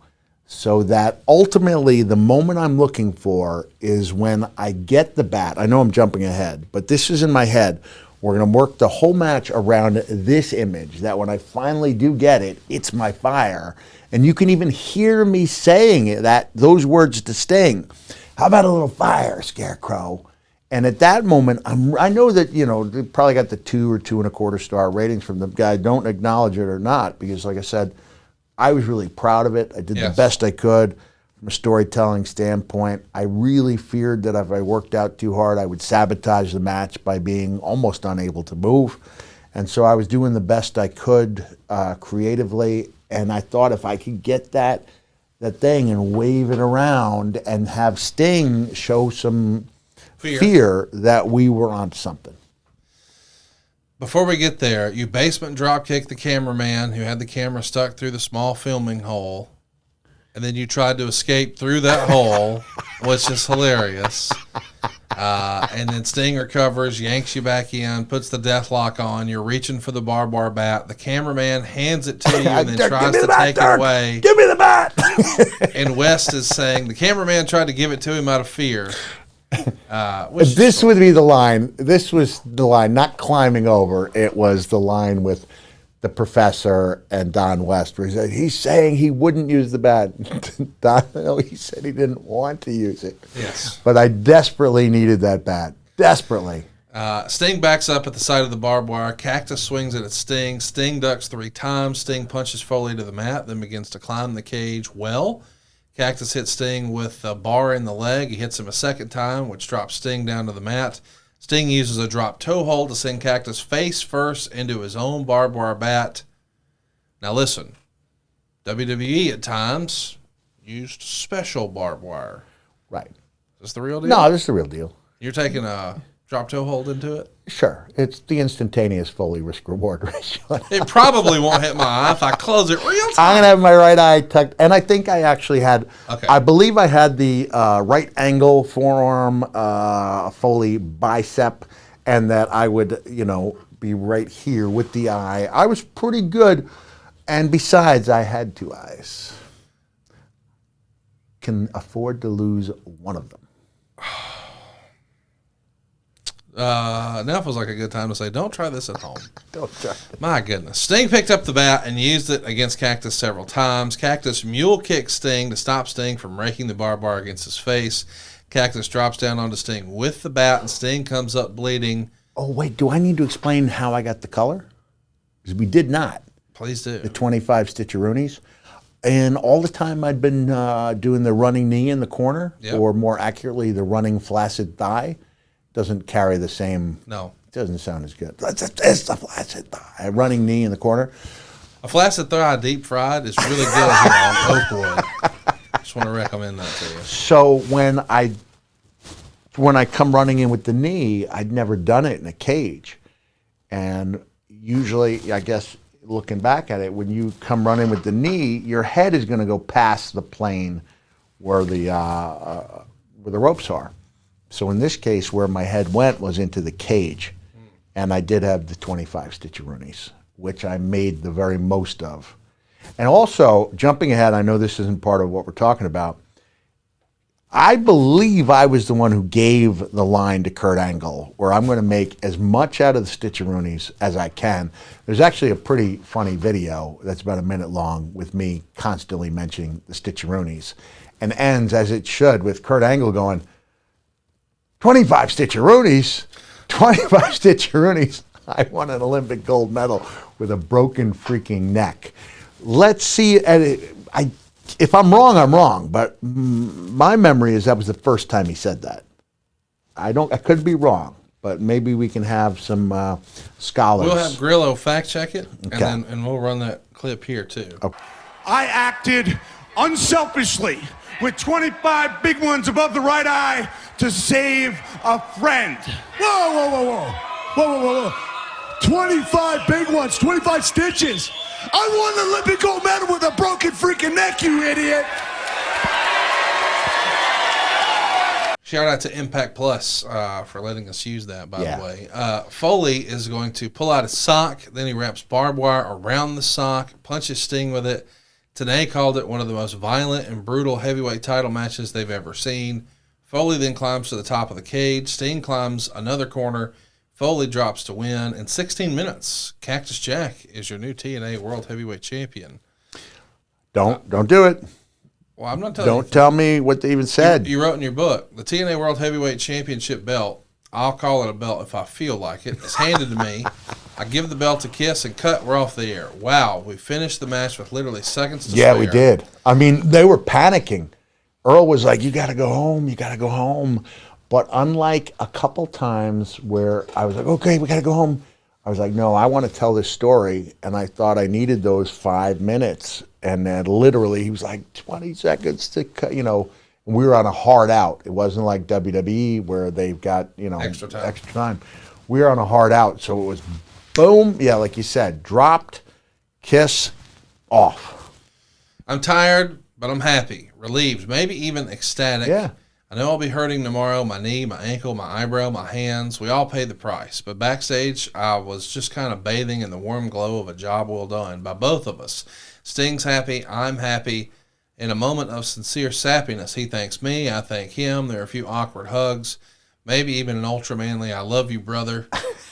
The Stinger really wants to know what I think. He really respects my opinion. I remember what I said. You know, Steve, and I really call him Steve, even Yeah. backstage, Yeah. maybe we could have done a few things differently, but all things considered, I think we did pretty well. I think so too. I honestly felt like my days of making a difference in WWE were over. TNA has given me that chance. My opinion is respected. My contributions are appreciated. And my boss looks like a movie star. Yeah. And she's never dropped an F-bomb on me. So if I knew then what I know now, what I've gone through this whole lockdown thing, absolutely. It was one of the best experiences of my career. I wouldn't have tweaked a thing. So, and that's in comparison to how I ended the Hardcore Diaries, when I said, would I have done it all over again? Absolutely not. This is one of the most frustrating, least rewarding experiences I've ever had. And so that's why it just goes back to defining what for yourself, what your own WrestleMania moments are. Right. And so that's why I'm concerned that if you read me what the reviews are, it's like, well, now I'm going to think less of something I was really proud of, that I worked really hard on. So I'm just not going to do that. Someone else could. And this is the first time I've ever said that. Hey, don't tell me what someone said. But I don't want that messing around with the memories I have of it, you know. I know you're happy with it. I know Sting's happy with it. How was Jeff with it? How was Dixie with it? What did the crowd think? Everyone seemed really happy. And I know that's when... I don't know if I knew ahead of time that JB and Russo were going to come back to my house with me and we're going to record these vignettes. And this is another example of, you know, going through things so quickly, because I kind of stumbled, and I'm glad that Wade acknowledged that things were working out better than he initially thought, because you're finding your groove.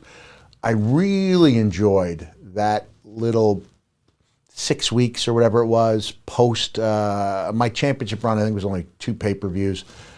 I could have been that guy for 6 months. I thank you for giving me the opportunity to make your day.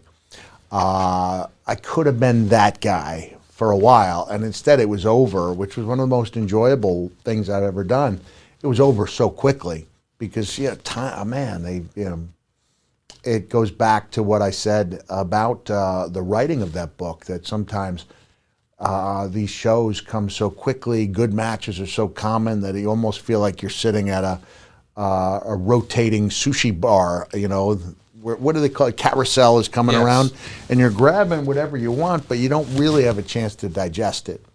And I felt like writing about this match and going into the minutia of what made it special, especially not knowing what the outcome would be, was really rewarding to me. It's fun to go back and take a look at this show, and I'm going to encourage everybody listening to this, if you haven't already, go out of your way to see this match. You can tell how much you appreciated it and you loved it. But I just think overall it's a fun story, and it's something that a lot of people have probably not seen before, you know, because it was a pay-per-view.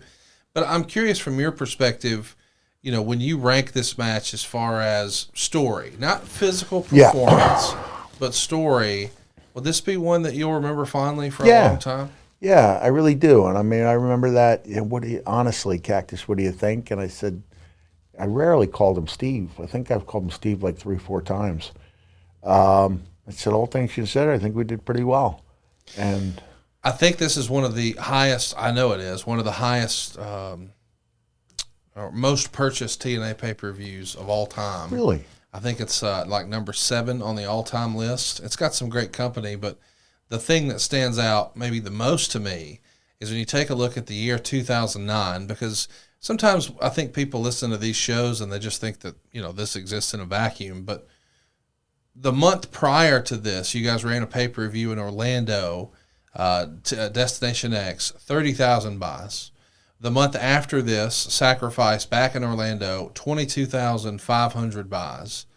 The most sold pay-per-view after this for the rest of 2009 was Bound for Glory, which you alluded to is sort of considered like the TNA WrestleMania by some. That did 38,000 buys. This with you and Sting did 40,000 buys. Okay. So this is tied for the most, and as far as an actual live paying crowd, this is the biggest paid crowd of the year for TNA.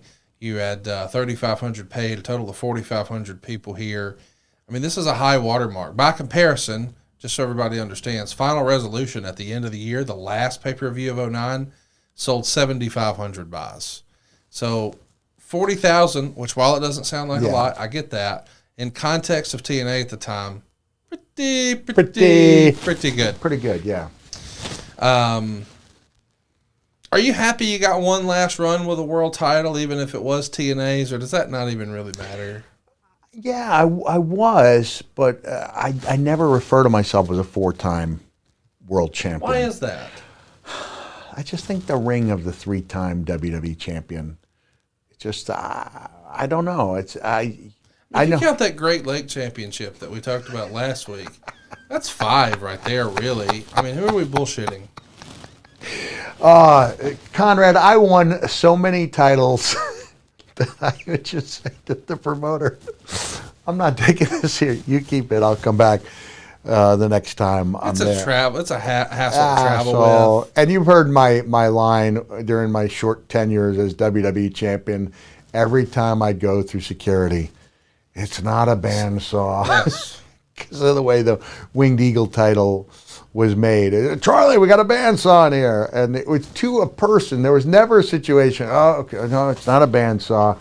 And they open it up and then they want to wear it and take photos with it. It's a sellout at TSA every time. I mean, listen, overall, this particular, I know you weren't so sure about your body. You weren't so sure about, how to pull this off. It is interesting. Thumbs up? Yes. I think I played my limited hand as well as I possibly could have. Bryant wants to know, you got help from the cameraman to win the title. Was there talk of making the cameraman a more prominent role in the show after this? Not really. I did refer to him the next day. On Dirk, Impact. my man, on Impact. But I just thought that was a creative way. Everybody and their brother can do the great moves, and people had seen far more impressive moves than Sting and I could do during the course of that day.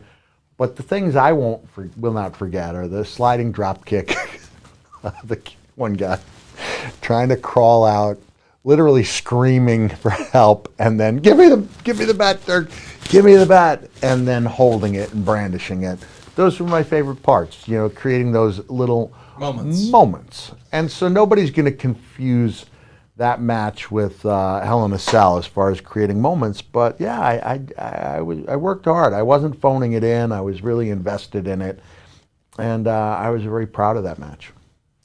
Michael McClanahan says, what were Mick's thoughts on the 6 sides of steel versus a traditional 4-sided steel cage? Well, they were trying something different. I'll tell you what, when a cage is hooked up to it, it didn't leave much give in the ring. The 6-sided ring was a little less forgiving anyway than the 4 sides. And then when the cage was hooked up and bolted in and all this stuff, there wasn't much in the way of give. Case in point, I think I got my concussion that night from taking the back suplex off the second rope or top rope, whatever the case may be. And I also suspect, maybe we could have some, some medical people on this. And I even wrote about this. I said, when there were some older guys getting injured on moves that didn't look that much out of the ordinary, where it was Sting taking the buckle bomb, whether it was Undertaker getting concussed on a move that didn't look like that big a deal, or me getting my bell rung on multiple occasions in King of the Mountain the next month. I think sometimes in boxing they would say, Ali's 34 years, that's it, at the time when the legs start to go.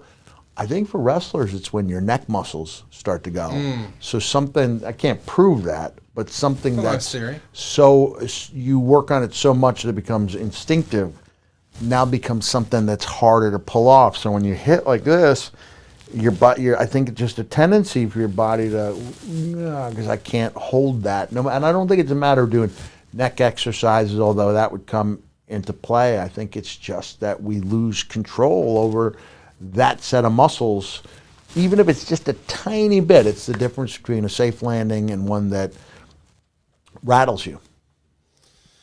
Well, next week we're going to talk about somebody who made quite an impression. Our subject will be Owen Hart, one of your great friends, and I know you guys had a lot of fun. We've referenced a lot of that fun here on the program before, Sprigs of Parsley and all that. Yeah. We'll be talking about him and a lot more next week on the show. We hope you enjoyed what you just saw. I can't believe we had the Lane Bryant revelation and we got the Buffalo Bill dance, and you can see it right now at FoleyOnYouTube.com.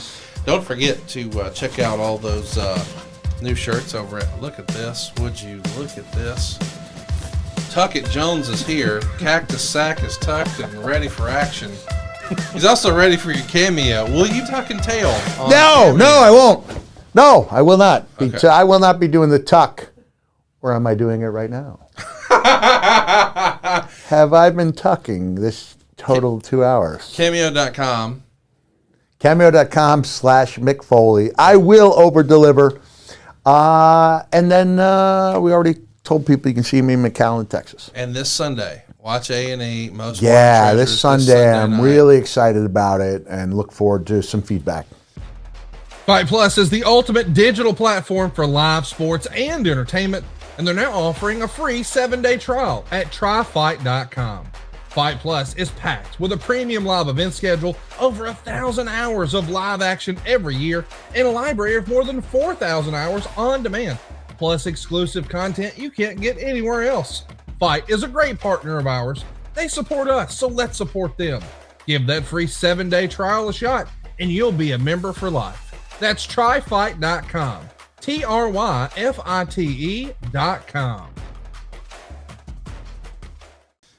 We'd love to have your interaction on social, because in 2 weeks we're going to do an Ask Mick Anything.